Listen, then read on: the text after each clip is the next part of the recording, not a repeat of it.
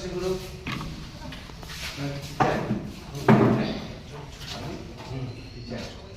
ক্লাসে 14 জন, 14 জন টিচার কতজন? 4 জন। তাহলে আপনি 14 জন বাচ্চাকে তো ভাগ করে নিয়ে বুঝতে পারতেন আপনারা। স্যার আমাদের বেঞ্চের অভাব। কি বেঞ্চের অভাব আছে? আপনারা আমি দেখলাম ওই ঢোকা এখন তো টিফিন অভাব হয়নি, হয়নি না, তাহলে আপনারা কয়জন টিচার আছে? 4 জন।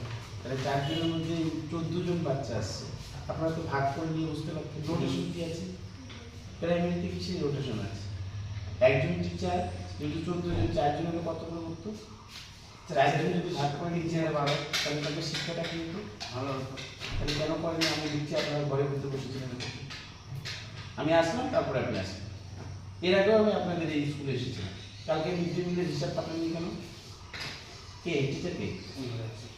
কালকে আপনি মিড ডে মিলের হিসাব পাঠালেন কেন? কালকে স্যার মেসেজ করতে মেসেজ কালকে রান্না হয়নি। কেন রান্না হয়নি? বাচ্চা আসবে?